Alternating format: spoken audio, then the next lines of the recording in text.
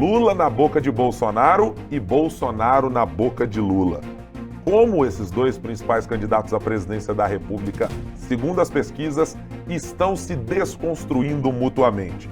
E será que isso também vale para Calil e Romeu Zema aqui em Minas Gerais?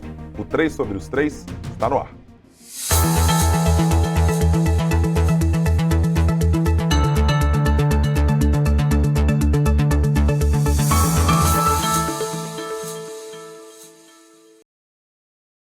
E para começar a nossa conversa semanal com este trio, e eu não vou fazer aqui a gracinha de dizer que é um trio de peso, porque isso não corresponderia à verdade, estão aqui os nobres colegas desta bancada, Rodrigo Freitas, âncora do SuperNN, que está aqui sempre conosco. E aí, Rodrigo, tudo bem? Tudo bem, Guilherme. Seria um triunvirato? Seria. Acho que se enquadra. Se encaixa, né? Se enquadra muito bem nisso. Inclusive. Aliás, bela camisa que Vossa Senhoria utiliza hoje. Eu devo retribuir a gentileza. Eu vou começar hoje brindando com você. Sim. A gente faz o brinde sempre no final com as nossas respectivas canecas.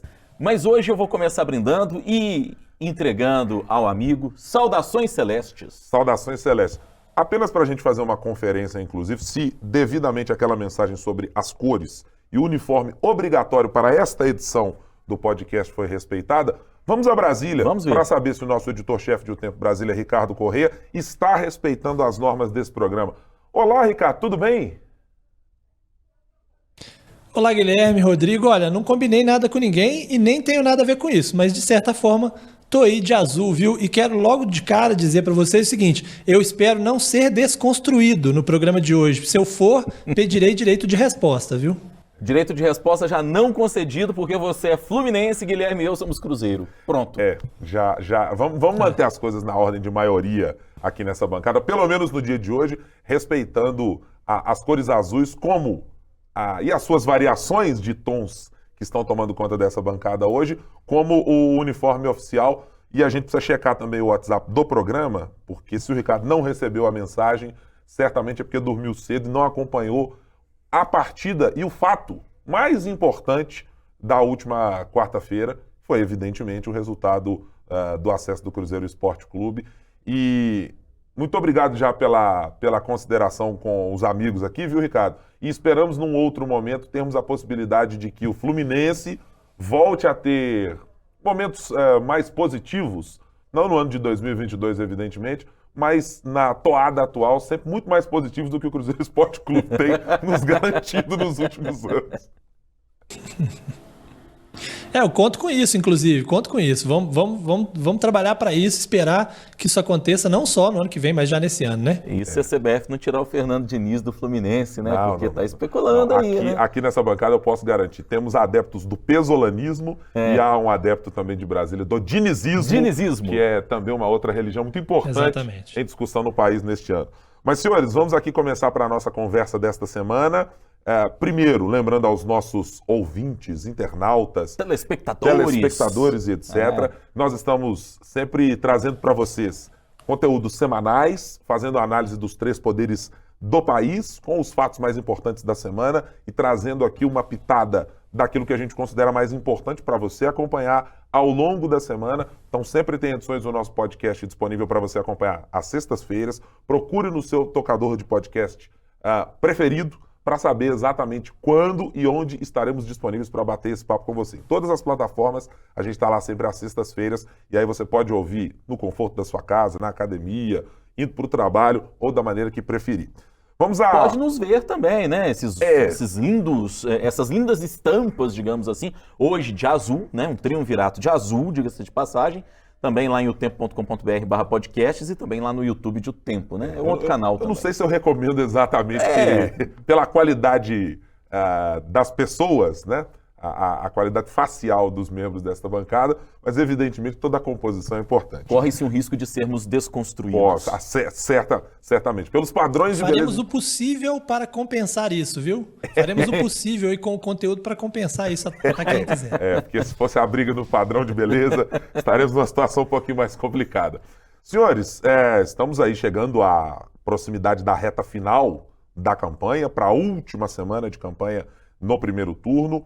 E o que a gente tem visto, para quem acompanha os programas eleitorais, para quem acompanha os discursos dos candidatos, estejam eles no plano nacional ou aqui em Minas Gerais, o que tem se avizinhado cada vez mais e saltado aos olhos é como há uma aposta muito evidente das duas principais candidaturas aqui, do ex-presidente Lula e de Bolsonaro, acho que até por tabela Ciro Gomes pelo lugar que ocupa como terceira via, ou dita terceira via nesse momento, ao lado de Simone Tebet e de Soraya Tronic, mas o que tem sido visto de ataques à desconstrução pessoal, de trajetória política e, de alguma maneira, aquilo que se convenciona mesmo de fazer na política na hora de uma eleição, que é mostrar ou tentar levar uma rejeição para aquele que está disputando com você, tem, de fato, repito, saltado aos olhos.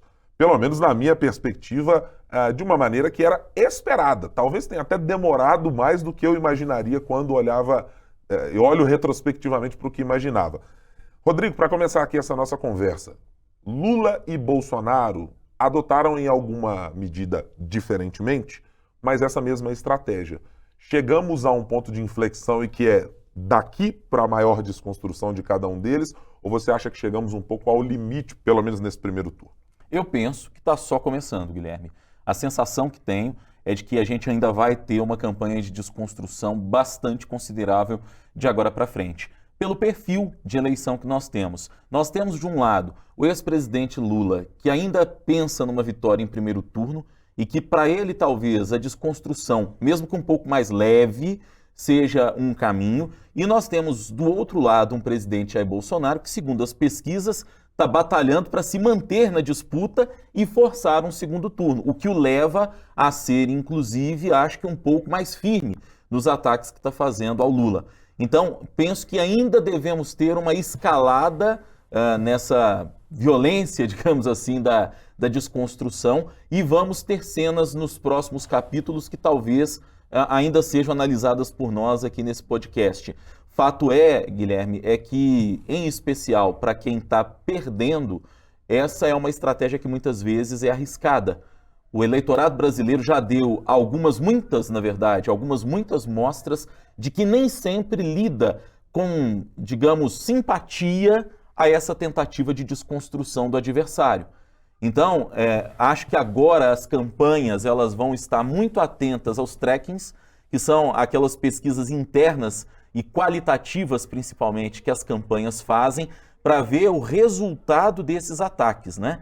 E notem vocês que esses ataques, sobretudo do presidente Bolsonaro contra o ex-presidente Lula, eles se intensificaram depois da visita que fez Bolsonaro ao Reino Unido para os funerais da rainha Elizabeth II, quando ele fez campanha, e isso ficou muito evidente, e a própria campanha do Bolsonaro ficou com um sinal de alerta ligado, porque entendeu que aquele não era o momento para fazer e gravar um vídeo no posto de gasolina comparando o preço da gasolina do Reino Unido com a gasolina no Brasil, ser recepcionado pelos apoiadores, os apoiadores xingarem jornalistas ingleses e tal. O discurso da bancada de onde estava o presidente junto com um representante do Itamaraty. Exatamente, e inclusive causou incômodo, né, no Itamaraty, e isso é um fato notório. Então, penso que os trackings agora vão dar uma resposta se isso vai continuar.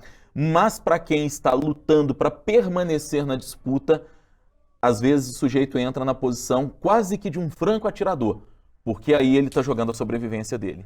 Ricardo, as rejeições de Bolsonaro e de Lula, que têm patamares muito expressivos para ambos, se a gente considerar essa polarização que a gente trata durante já há alguns anos, quando se fala e se falou da perspectiva de que esses dois chegariam até esse momento como os principais candidatos, é ela quem força os dois a levarem essa desconstrução como pauta? Ou a gente está falando de um fenômeno que de fato acontece em várias eleições? A gente sempre lembra do episódio Marina Silva em 2014.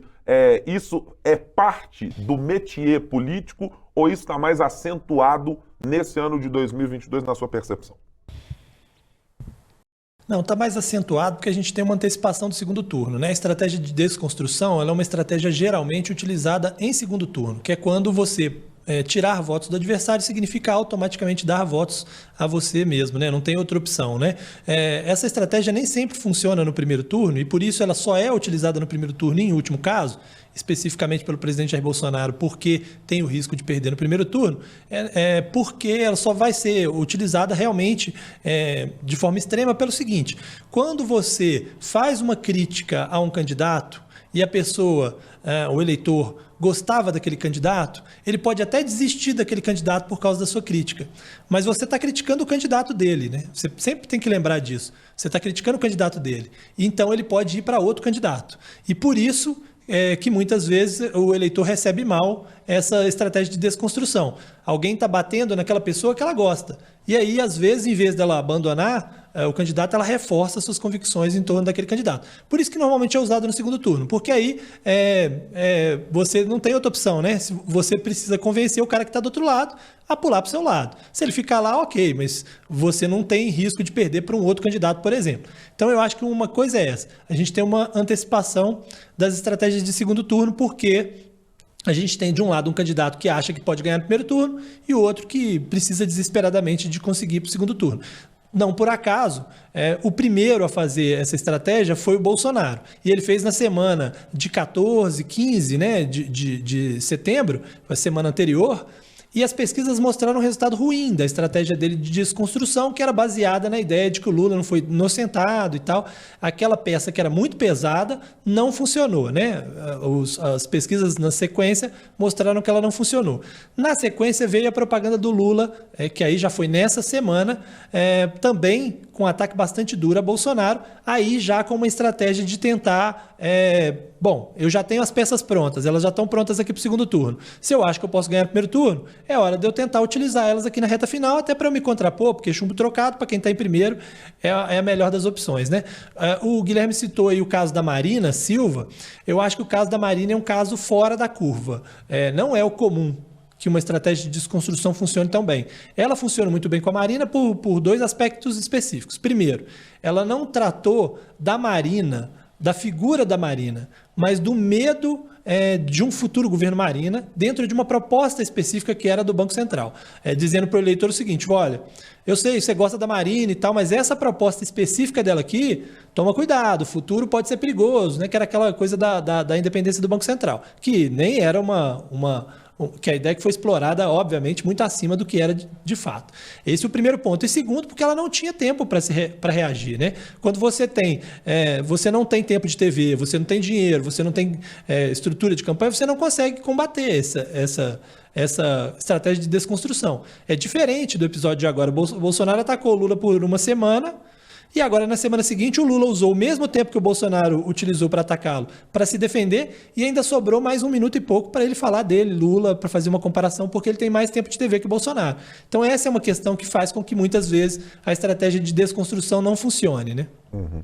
E eu me pego pensando, para tentar fazer uma certa equivalência, quando a gente olha para as fragilidades de cada campanha, né, e de cada candidato especificamente, quando algumas delas já são reiteradas e conhecidas, você acaba criando antídotos mais rápidos e já um pouco calejados para isso, né? Me parece que quando eu olho para a campanha do ex-presidente Lula, todo mundo sabia que ele seria abordado por suspeitas e participação ou não em escândalos de corrupção, que ele seria abordado por participação de dirigentes partidários do PT em escândalos disso, relação com o Centrão e etc, etc. Me parece que assim, o rol de situações nas quais o ex-presidente seria mencionado, já estava mais ou menos desenhado ali pelo caminho. Tem uma coisa que eu acho que esqueceram.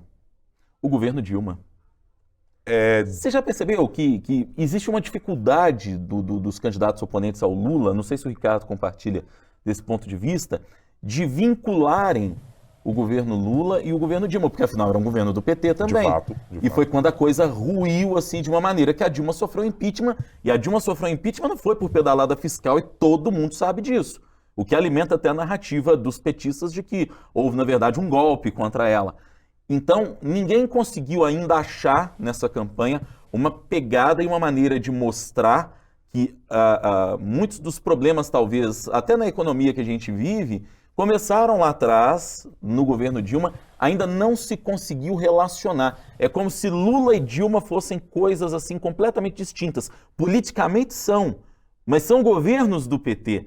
Um foi continuidade do outro, ela foi continuidade do ainda outro. Que houvesse ali qualquer distanciamento físico entre a figura do ex-presidente Lula de estar presente, aquele episódio, né? conhecido por quase todos nós da mensagem do Bessias, né? Que em determinado momento era para um engajamento do ex-presidente para entrar na coordenação política e participar de alguma maneira, aquilo também foi muito pouco explorado. E aí, para continuar no raciocínio, Rodrigo, quando eu olho para a campanha do presidente Jair Bolsonaro, o arcabouço de situações criada e vocalizada pelo próprio presidente ao longo dos 4 anos de mandato, e especificamente nessa peça citada pelo Ricardo, algumas que precedem a participação do presidente como gestor no Palácio do Planalto nos 4 anos. Tem imagem dele jovem ainda. Ali você está citando episódios a respeito de fuzilamento, a respeito do que deveria ser feito com o Congresso Nacional, os problemas que o ex-presidente carrega no seu histórico dentro do Exército Brasileiro,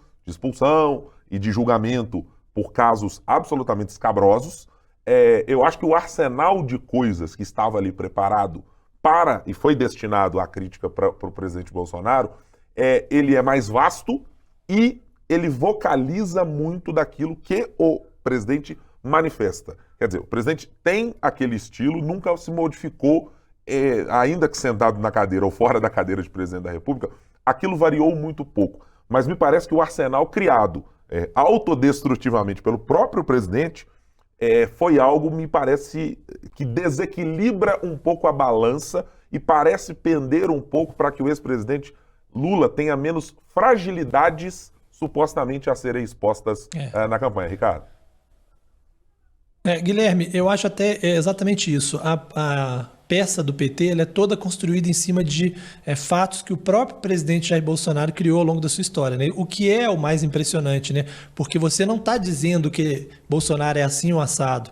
Você está simplesmente pegando trechos de fala dele, coisas polêmicas que ele próprio entrou na história, né? Então, assim, de fato, isso traz um pouco mais de, vamos dizer assim, fica mais fácil para o eleitor enxergar aquilo ali como sendo real, sendo verdade, né? No caso específico da campanha do Bolsonaro, também houve isso, mas utilizando falas do vice, né? Do Alckmin. E essas eu acho que funcionam melhor para a estratégia do Bolsonaro do que propriamente a questão sobre a prisão ou não do Lula, a inocência ou não, porque eu acho assim, o Lula foi preso, né? Foi preso, ficou vários dias preso. Se isso não é suficiente para mudar o voto das pessoas, não vai ser você dizendo que ele é inocente ou culpado que vai mudar, né? Ele ficou preso centenas de dias e nem por isso as pessoas mudaram de ideia. Você não vai conseguir mudar falando desse tema especificamente. Agora, o caso do Alckmin, sim, porque a busca agora é justamente para um eleitor que está no meio do caminho, um eleitor que não era lulista, também não é bolsonarista e que tem que escolher um dos dois a essa altura do campeonato ou escolher outro candidato. E aí, nesse ponto, você usar as frases do Alckmin para lembrar, falar, olha, apesar deles estarem juntos, esse grupo nunca esteve junto. E esse grupo, né, e Alckmin tem críticas enormes a Lula, então, assim, não pensem que é o centro se juntando à esquerda, porque, na verdade, há um pouco de hipocrisia nessa história. E aí também traz essa dose de realidade, porque seria o Alckmin falando, né? E, por causa disso, inclusive, há pedidos de retirada do ar das propagandas. No caso do Alckmin, ele não conseguiu, os pedidos foram todos rejeitados pelo TSE e o Bolsonaro também tenta tirar do ar e provavelmente vai ter o mesmo resultado. Provavelmente o TSE vai manter as peças do PT no ar porque são falas do presidente e você pode usar falas do outro candidato em sua propaganda eleitoral, né? Agora eu queria trazer para a roda ainda nessa análise um outro fato que me chamou a atenção e que quem me atentou para isso foi inclusive o Ricardo Correia, sabe, Guilherme? Quando entrava com a gente ao vivo no Super N dia desses na Rádio Super. Ele destacou com propriedade que o presidente Jair Bolsonaro utilizou um programa inteiro, um programa eleitoral, apenas para desconstruir a imagem do Lula. E aí, logo em seguida, houve a resposta do PT, e como o programa do Lula é maior do que o programa do Bolsonaro, o PT conseguiu dividir, digamos assim, essa razão. Usou uma parte do programa para desconstruir o Bolsonaro, com toda essa estratégia que o Ricardo nos lembrou aqui agora, das declarações, às vezes, polêmicas, quando não muito infelizes, quando não grotescas do presidente da República.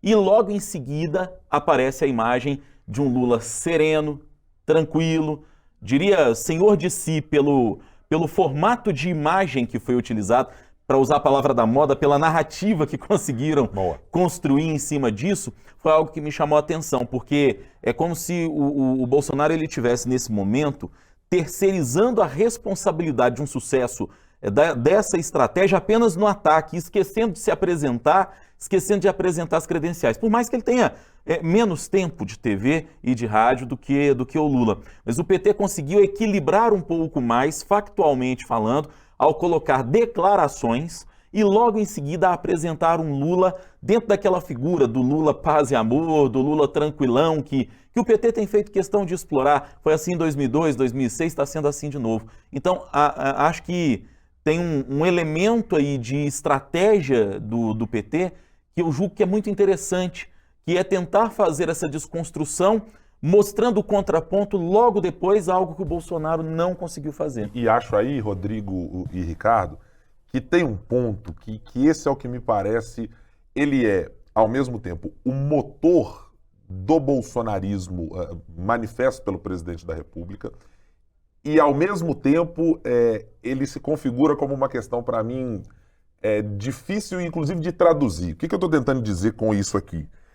Eu acho que quando o ex-presidente Lula tenta se colocar nesse lugar de alguém da paz e da serenidade, ele está, de alguma maneira, fazendo um contraponto ao que é a erupção permanente que é o bolsonarismo. A intempestividade. O bolsonarismo se alimenta de uma tentativa de dar uma energizada no debate político permanentemente. Você sequer tem tempo de processar o que as coisas de fato estão acontecendo, escândalos que possam se avolumar, porque a quantidade de mensagens que você, e eu acompanho alguns grupos bolsonaristas nos quais eu estou, que mostram muito nitidamente isso. Quer dizer, é uma enxurrada de energia despendida, seja de ódio contra adversário, de crítica, de teorias conspiratórias por algumas vezes. E que de exaltação à figura do mito. Ou às vezes de exaltação da figura do presidente, mas que é de uma energia que, vou dizer uma coisa, me parece um pouco, às vezes, cansativa.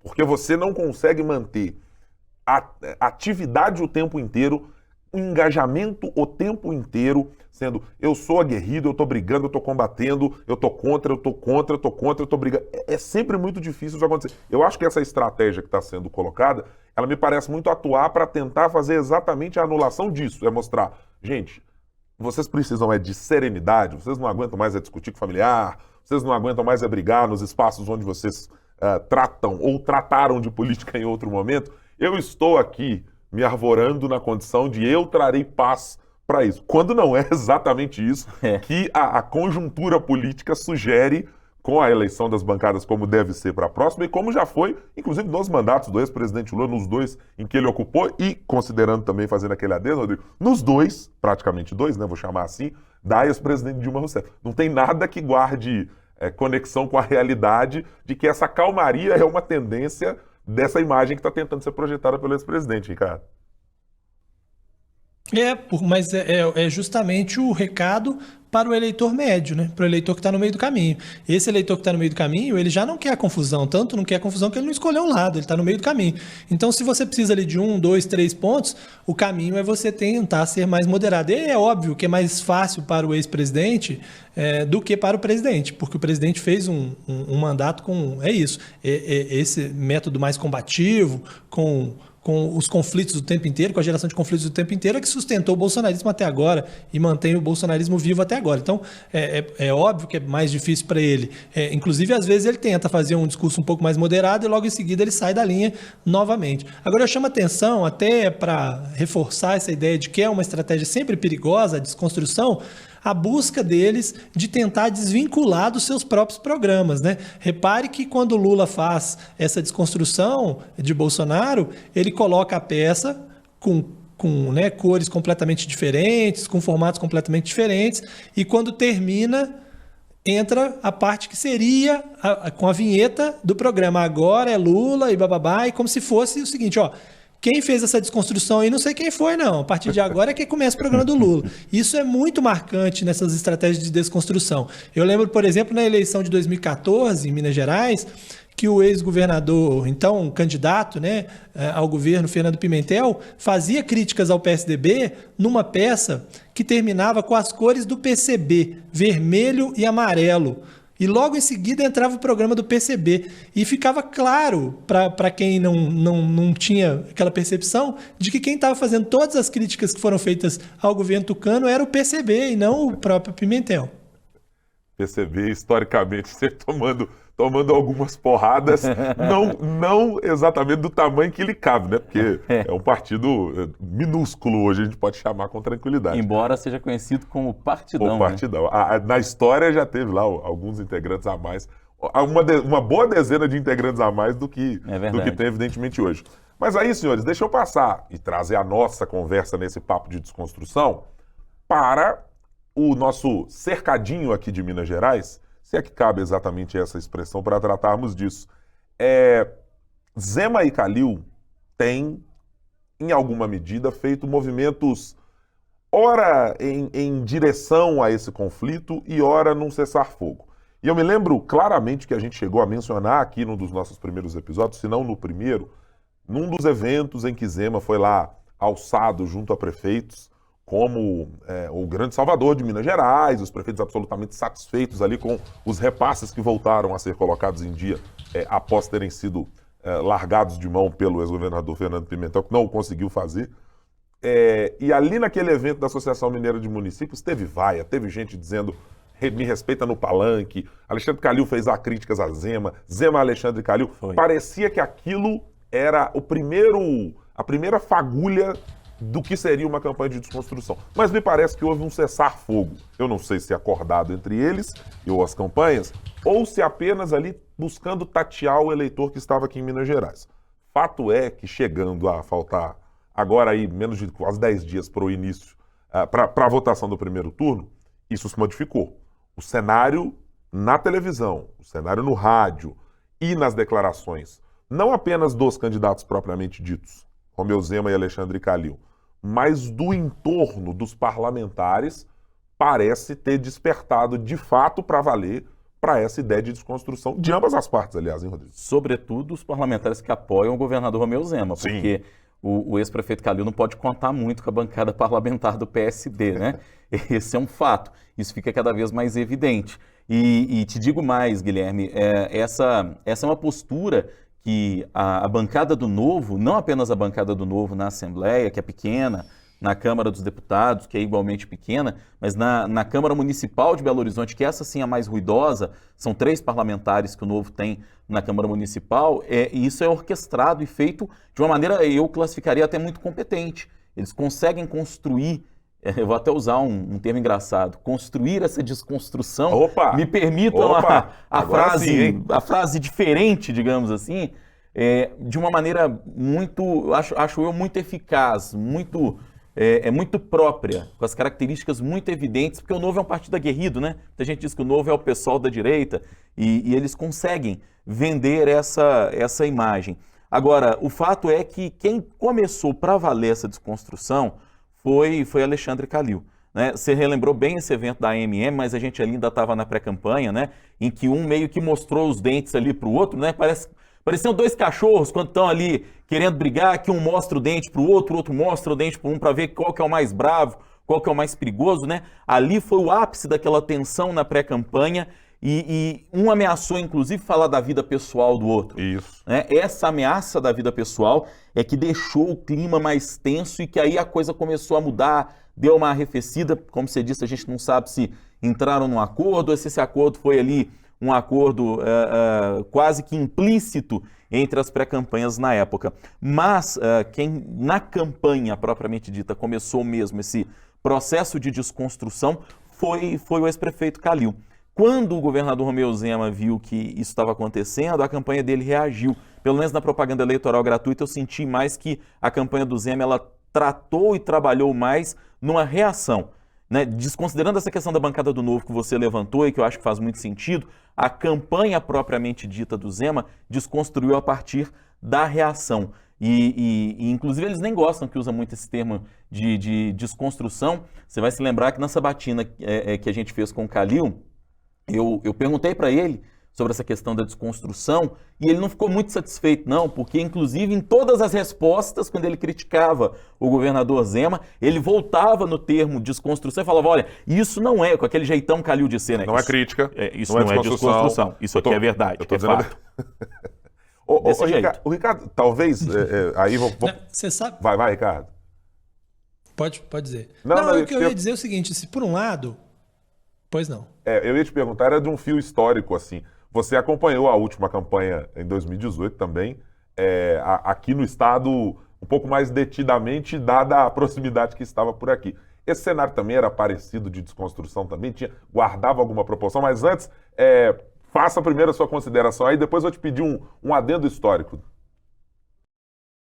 Não, eu acho assim, até começando pelo que você falou, isso é bastante comum, né, na reta final das campanhas. Aconteceram nas campanhas estaduais e aconteceram nas campanhas municipais também. O próprio Calil enfrentou uma campanha de desconstrução muito grande na primeira eleição em que ele foi eleito, né, e essa campanha não teve eficácia, né?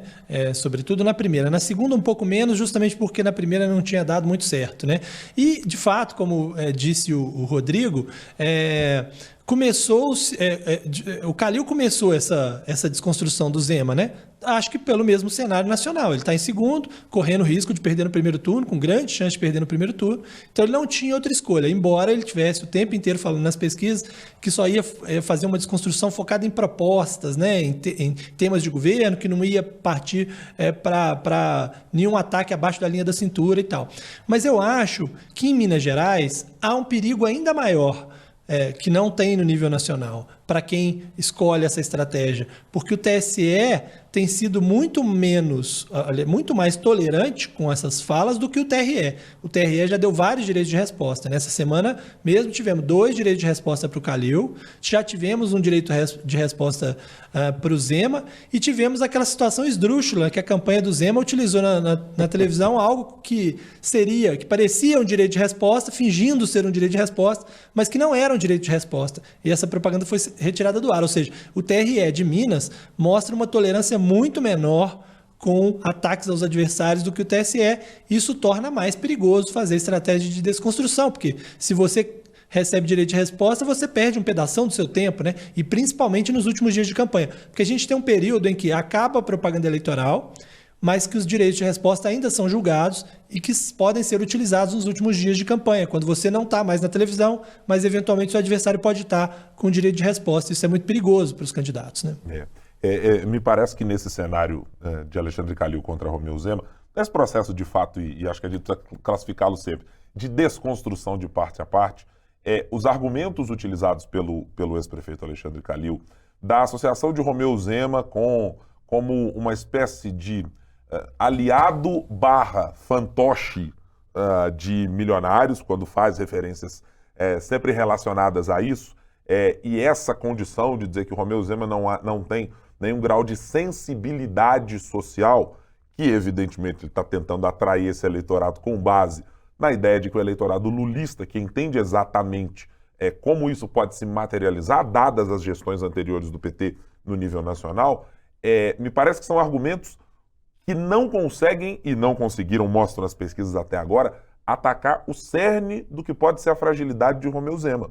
Porque essa fragilidade, me parece, não está escancarada, inclusive para a campanha do ex-prefeito de Belo Horizonte. Não há um direcionamento que tenha sido claro, do começo ao fim. Eu me lembro, por exemplo, do ex-prefeito Alexandre Calil fazer algumas críticas do ponto de vista que ele usou, inclusive, na sua campanha eleitoral para prefeito, de dizer, aqui tem prefeito, arvorando-se numa condição de ser um candidato que tinha um preparo ou uma firmeza ou uma capacidade de buscar recursos ou de abrir portas de diálogo que não fossem na calmaria da fala, mas que fosse às vezes no pontapé, na necessidade de dizer, não, eu chego lá, bato na porta do ministro e digo, aqui você tem que respeitar Minas Gerais. Isso desde que ele era presidente do Atlético. Sempre utilizou. Ele usa disso desde sempre. Acho que ele sempre utilizou essa fórmula para tentar fazer algo de diferente em relação ao governador Romeu Zema. Você sabe quem fez isso aqui em Minas, Guilherme? Não conseguiu sucesso porque está mal nas pesquisas, porque é uma candidatura anêmica, o Carlos Viana. O Viana usou a expressão, na sabatina que a gente fez, ele usou o tempo todo a expressão. Eu governei Minas em Brasília. Quando ele relata ausências, supostas ausências do governador e da equipe do governador em momentos importantes, reuniões importantes, das quais ele, como senador por Minas Gerais, sempre fez questão de citar que participou. Ele conseguiu criar uma antítese, digamos, aí a essa questão que você está lembrando, da postura do Calil, aqui tem prefeito, quando o Viana fala, não, eu fui o governador de Minas lá em Brasília. Num tom bem diferente. E que aí me parece, Ricardo Rodrigues, não sei se vocês concordam, a questão quando a gente diz assim, né, a história do remédio e do veneno é exatamente a dose. O que eu estava falando aqui a respeito um pouco desse cansaço de um ambiente político dos últimos anos, e acho que dessa eleição em especial, Ricardo outro dia comentou no Twitter exatamente sobre essa questão com a qual eu concordo, assim, a estafa em que a gente está com as campanhas deste ano de 2022, campanha, pré-campanha e tudo que cerca, é de um grau que talvez não tenhamos vivenciado em outra época. Mas me parece que a figura de Romeu Zema, a maneira como ele se expressa e como, raríssimas vezes, para não dizer, e eu não me recordo de cabeça nenhuma, ele tenha, apesar de ter um apreço do bolsonarismo e votos do bolsonarismo em Minas Gerais, ele transparece exatamente essa mesma calma que pretende o ex-presidente Lula, que citávamos agora há pouco. Quer dizer, então parece uma barreira intransponível de alguém que está, estou sereno diante da tempestade, e não interessa de que tamanho ela será. Pode ser de um tornado a um ciclone, pode ser uma marolinha ou qualquer outra coisa, mas me parece que o tom de virar a chave para vamos para um caminho mais sereno, e acho que essa barreira, até o momento, eu estou olhando semioticamente para a coisa, eu acho que essa é a barreira mais intransponível até agora, olhando para o que o ex-prefeito tenta fazer para tirar aí a margem de votos nas pesquisas de intenção até agora de Romeu Zema, mas que se mostra absolutamente impassível, mesmo diante de críticas, as quais ele aprendeu a responder, aprendeu a argumentar, mas sempre de uma maneira que parece apenas, na minha percepção, agradar o eleitor de uma maneira com calma. Não vamos partir exatamente para a briga, ainda que o governador adote um tom, às vezes, absolutamente descalibrado para determinados temas que vai adotar, mas não transparece ao seu eleitorado que isso esteja sendo feito. Concorda, Ricardo? Concordo, eu acho que esse é um dos pontos que ajuda a explicar, né, principalmente o fato dele ter eleitores de Lula. Acho que outras coisas ajudam também. Uma delas, ele ter conseguido fazer uma distinção entre ele e Bolsonaro, né, e isso foi reforçado quando Bolsonaro colocou um candidato ao governo e sem dar apoio a esse candidato. Então, assim, acabou virando um presente para o Zema, porque se o Bolsonaro quisesse efetivamente apoiar o Viana, aí sim o segundo turno estaria, a vitória em primeiro turno estaria mais arriscada. Mas colocando um candidato, ou seja, saindo do seu palanque, mas ao mesmo tempo não subindo num palanque de outro, porque o Bolsonaro não subiu no palanque de Viana, ele acabou ajudando demais Romeu Zema. Juntando essa postura, que é mais pacificadora para um momento em que o país realmente está estafado disso tudo.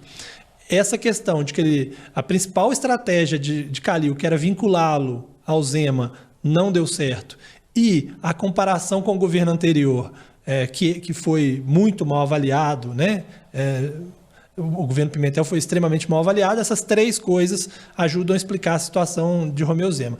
Eu queria dizer que essa fala do Guilherme aí sobre o remédio e o veneno, que a diferença é a dose, ele resgatou da entrevista com a Soraya Tronic, feita nesta semana. A Soraya lembrou dessa frase e fez com que o Guilherme ficasse com esse tema na cabeça. Uma lembrança vetusta.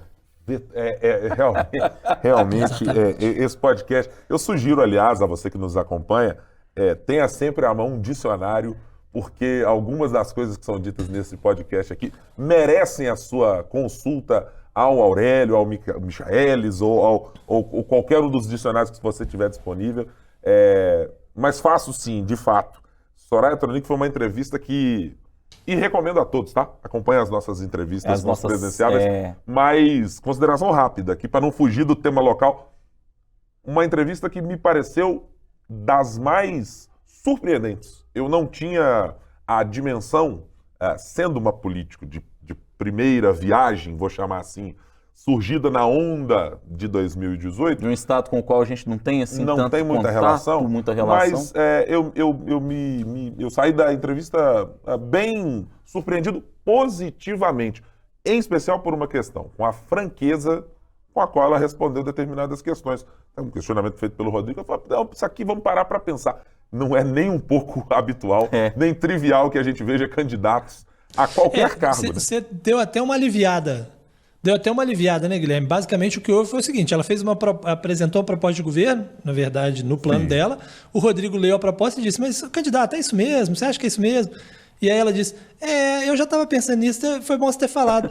Esse negócio não tá bom mesmo, não. O Moro tinha dado essa sugestão, mas você tem razão.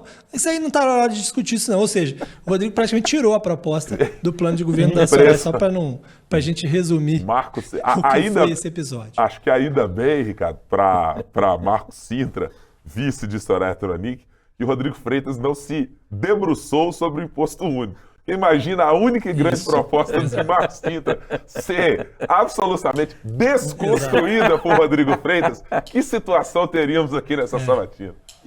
Que coisa, hein? Se pudesse... Ela viraria onça, e ela viraria onça, como ela costuma dizer no horário eleitoral, né? Vem lá do estado dela, inclusive, né? Teríamos Soraya Marruá, né? Ou Juma Tronic, alguma coisa do gênero, né? Aliás, pudera eu ter o poder, sabe, Guilherme, Ricardo, quem está nos acompanhando, de ler os programas de governo, como tenho feito antes das entrevistas, enfim, por dever de ofício, encontrar as contradições, né, que a gente encontra frequentemente, sobre as quais a gente pergunta e sobre as quais os candidatos e as candidatas normalmente respondem sem querer responder, né? Ela, de fato, foi muito sincera. A lembrar ainda o fato de que ela, quando foi questionada sobre o armamento da população, ela falou algo mais ou menos assim, olha, eu gosto de dar uns tiros por aí, já fui em clube de tiro. Citou ali o que Ela, quando falou isso, a gente se olhou. Imagina a cara do Ricardo em Brasília, nessa hora a gente não estava vendo a fisionomia do Ricardo, o telão estava mostrando a candidata, mas olhamos nós aqui, Guilherme, eu, a Thalita que estava com a gente aqui nessa mesa, a gente se olhou assim, opa, como assim ela gosta de sair dando uns tiros? E me recordo muito bem que ela falou, de vez em quando a gente vai ali, dá uns tiros, mas é uma coisa para relaxar, um negócio para dar uma espairecida, né? É divertido, por diversão. Amigo, que coisa. Mas claro, assim, só para a gente não ser injusto, né? Tá se referindo, claro, aos clubes de tiro, né? Senão a pessoa vai achar que ela tá atirando nas pessoas aí pelas ruas. Não, nada disso. E ela citou muito claramente, estava falando de zonas rurais em que ela acha que é necessário uma regulamentação muito específica para que isso aconteça. Mas, bom, fica aqui a recomendação para que você que não acompanhou possa acompanhar. Está disponível em todas as nossas plataformas as entrevistas, conteúdos diários que a gente está colocando no ar. Por falar em tempo, senhores, o tempo...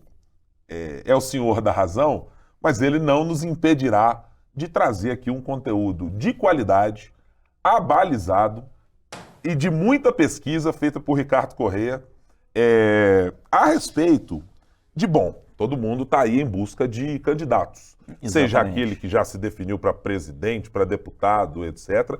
Mas as pesquisas aí indicam que há um pequeno número de pessoas em determinados locais, maior em outros, que tem aí a procura por candidatos para os quais poderia analisar propostas, avaliar o conteúdo programático e as ideias para o país e para a sua cidade, para o seu estado que esses candidatos têm.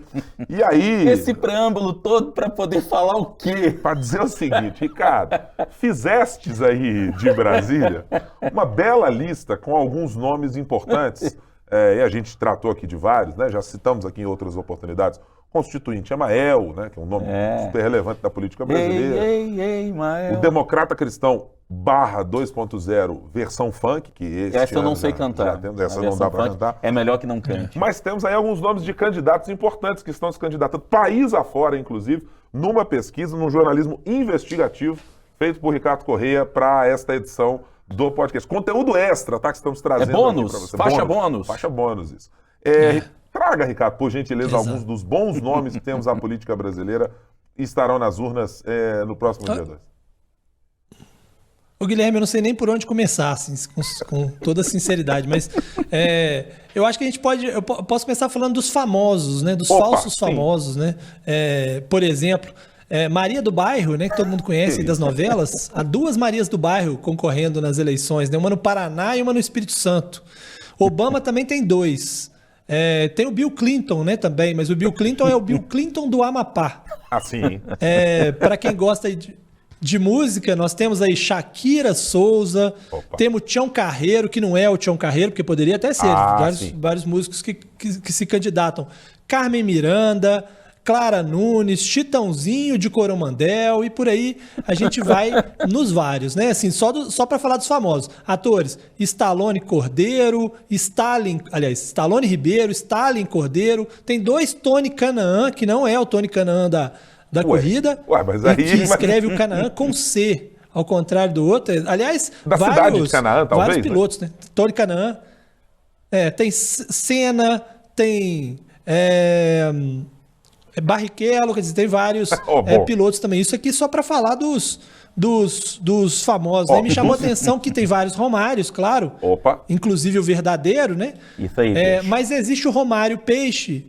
Romário Peixe, que não é o Romário verdadeiro. O Romário Peixe é outro Romário. O Romário conhecido é o Romário mesmo. Baixinho. Isso só para falar dos nomes famosos, né? Mas você pode escolher os temas, por exemplo, comidas.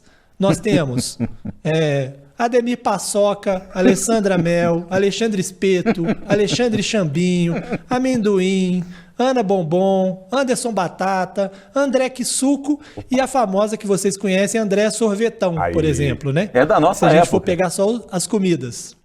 Nossa época é muita gente. Tem os bichos. Tem os bichos também, né? Adilson Piquinês, Alex Bichão, Alvarenga Formigão, Antônio Cascavel, Antônio Cutia, Antônio Pantera, Alazão, bovino, vaca, tem de tudo aí nessa eleição. Assim, o negócio, realmente, o que não falta é bicho, viu? Tem mais diversidade do que na natureza brasileira atualmente. Mas assim, se você pegar a lista, você escolher um nome qualquer aí, vai um nome engraçado, né? Pega aí aleatoriamente no meio da lista e só tem nome bizarro. Tem um que chama Caneta Azul. Deve ser por causa da música, né? Caneta Azul, por exemplo. Caneta, o nome de urna é Caneta Azul. Tem os super-heróis, né? Tem o Wolverine do TikTok, que inclusive tem o visual do Wolverine, famoso, inclusive, né? Famoso. Tem o Capitão América. Não Capitão é o Adilson América Batista. de Paula. Ele não é o Adilson Batista. Aliás, Adilson Batista que andou fazendo propaganda aí para candidatos nessas eleições, né? Fez propaganda eleitoral aí para Aécio Neves, né? Mas tem vários, tem inclusive personagens de desenho, né? Tem Chico Bento, Mário Bros, Luigi, não falta nome, viu? Nós ficaríamos aqui o dia inteiro lendo nomes de candidatos. São diversos. Tem um aqui que me pegou. Me pegou pela geração, que é o nosso Edson Jaspion. Que aí tocou o coração daquele... Das antigas. Das antigas, daquele bonequinho. Quando Guilherme era um menino pequeno em Contagem, né? Aqui em Contagem, Bairro Dourado, ali, Bairro Glória. Saía da escola correndo para assistir o Jaspion na extinta TV Manchete, né? Extinta TV Manchete. Aí tinha Jaspion, Churato, aí tinha um monte de coisa. Jiraya. O Edson Jaspion me pegou. Não vou garantir voto, evidentemente, porque o voto é secreto, senhores. Mas o Edson Jaspion me pegou. Pois não, mais nomes, Ricardo? Bom, a gente pode pegar vários aqui, viu? Assim, tem o Papaléguas, que também é personagem de desenho. Palhaços, nós temos vários, né? Assim, não são só os eleitores. Peraí. Não, mas peraí. Nesse momento eu vou fazer um adendo. Não, senhores, audiência, vocês que nos acompanham nesse momento, vamos pedir aqui uma explicação um pouco mais detalhada. Apenas para que... Né? Eu vou começar fazendo uma pergunta aqui. Palhaços são os candidatos ou somos nós? Eu acho assim, o eleitor muitas vezes é feito de palhaço, né? E a gente aqui no programa, às vezes, a gente dá uma de palhaço também, né? Mas existem palhaços profissionais que disputam as eleições. E entre eles estão, por exemplo, o palhaço Torradinha, o palhaço Tutu e o palhaço Chuchu. Eles todos são candidatos, né? Na lista tem aí ainda também o Pacote. Imagina, nem quero imaginar por que ele é Pacote. Não seria adequado. E tem também não quero imaginar. O André The Big. Eu também não quero imaginar o que pode ser isso. The Big também não quero saber. Agora tem um que é mais explícito aqui, viu, Rodrigo? É o Peru. O nome dele de urna é simples, Peru. Né? Diferente do Pintinho Amarelinho, que também é candidato. Meu Deus. Pintinho Amarelinho. E eu tenho o segundo voto. Tem o segundo voto que me pegou aqui, cara. Esse aqui,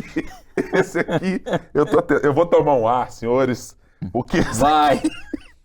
Prepare-se. Eu não vou conseguir, não. Piquenete. Como é que é? Piquenete, boca de motor.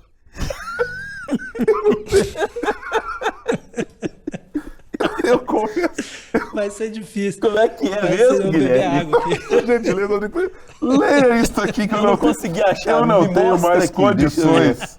Deixa eu ver aqui, ó. Eu não tenho mais condições. Piquenete, boca de motor.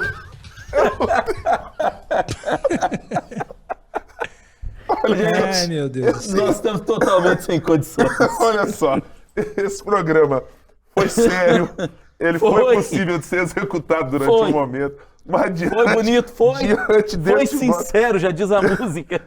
Diante desse espaço aqui, ficou difícil a situação. Eu preciso de água. Vou ter que fazer um respiro, porque realmente, meu Deus do céu, eu tô imaginando aqui cada coisa que não tem... Ô, Guilherme, deixa eu só fechar com um aqui, já que a gente já chegou nesse ponto, nesse nível, apesar do horário, eu espero que as pessoas assistam depois das 10 da noite, viu? Por gentileza, inclusive, senhor. Quem quiser parar agora e assistir as próximas partes.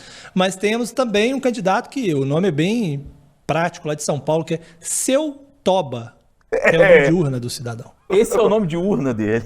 Assim, é de São Paulo? É o nome de urna, Seu Toba. Mas é de São Paulo, né? Ele é de São Paulo, é candidato... O problema é que há um outro candidato. Ele é candidato lá em São Paulo, exatamente. Há um outro candidato em São Paulo que eu imagino que deva combinar o horário de votação para que não se encontrem. Afinal de contas, o Kid também é candidato em São Paulo. Exatamente. Se a situação chega... uma eventual coligação aí se não seria... o Kid, o Peru e o Seu Toba na mesma sessão... Não seria lá muito adequado para o eleitor de São Paulo e a zona eleitoral na qual eventualmente poderiam votar esses senhores, né? Meu Deus do céu. Ô senhores, diga, Ricardo. Não, eu acho que é isso. Eu acho que se a gente quiser, a gente fica aí um tempão, mas espero que as pessoas escolham, né? Não pelos nomes dos candidatos, mas pelas suas propostas de fato, né? Principalmente quando as propostas não são daquelas que o candidato desiste depois de ser aconselhado aí por jornalistas, mas os nomes não faltam, né? Especialmente. Tem os jornalistas que escarafuncham os programas eleitorais e encontram aí... Guilherme. Diga.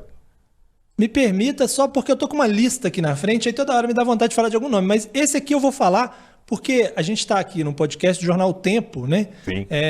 E todos nós somos homens do tempo, né? De alguma maneira. E tem um candidato que o nome de urna dele é William, o nome do tempo. Candidato lá de Rondônia, mas que não é do Jornal Tempo, para deixar claro, para as pessoas não fazerem a votação vinculando, achando que ele participa aqui do nosso programa. Não tem associação, não tem pedido de voto, não tem nada disso. Votem em Ricardo, o nome do tempo. Que coisa. Senhores, para não encerrar esta nossa edição do 3 sobre os 3, apenas com essa diversão infame a respeito das eleições, vamos aqui às apostas de vossas senhorias para a última semana vindoura de campanha. O que esperam vocês e, em especial, no que o nosso ouvinte, o nosso internauta, quem nos acompanha nas diversas plataformas nas quais nós estamos, devem prestar atenção. Vou começar aqui por você, Rodrigo Freitas. Miramos em quê? A cruzada lulística, digamos assim, do vira-voto. Já virou campanha nas redes sociais, gravou-se vídeo. Eu estava vendo uma movimentação gigantesca dos petistas no Twitter, em especial nos últimos 2 dias, numa campanha pelo voto útil. E o vira-voto é isso, né? É tirar votos, sobretudo de Ciro e Simone Tebet, em favor de Lula para tentar garantir a vitória no primeiro turno. Penso eu, Guilherme, Ricardo e amigos, que esse movimento vai se intensificar na próxima semana, porque vai ser a semana decisiva. Ricardo Correia, a sua aposta para esta próxima semana, o que será? Olha, eu não vou discordar, não vou divergir do Rodrigo nessa não. Eu acho inevitável que na última semana a gente olhe muito para essa questão do chamado voto útil, né? De como é que esses candidatos, o Ciro e a Simone, vão fazer para resistir a essa pressão em cima. O que a gente viu nas eleições anteriores é de que o voto útil acontece nos 3, 4 últimos dias de campanha. Na eleição passada, por exemplo, Alckmin, Marina, perderam muito, principalmente os dois, né? Perderam muitos votos para Bolsonaro e Haddad na reta final. O Ciro conseguiu se manter, porque havia uma perspectiva de que ele pudesse, eventualmente, ser o candidato no segundo turno. Ele não estava tão longe assim do Haddad, e por causa disso ele perdeu apenas 1 ponto nos 3 últimos dias.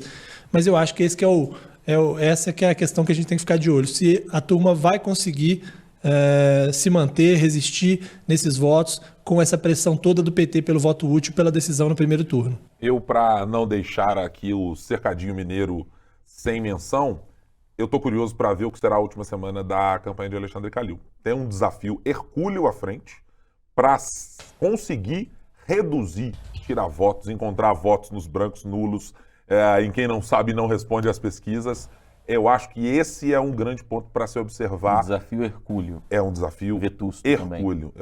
Eu diria que dos 12 trabalhos de Hércules existentes, se Alexandre Calil consegue levar esta eleição para um segundo turno para torná-la competitiva, já poderia se inscrever ali no 13º trabalho de Hércules, porque neste momento, com as dificuldades de mobilização de parte dos candidatos, de parte da coligação em torno dele, eu estou muito curioso para ver que estratégia adotar, o que fazer para tentar diminuir essa vantagem que tem sido apontada aqui nos nossos levantamentos data-tempo. É uma boa.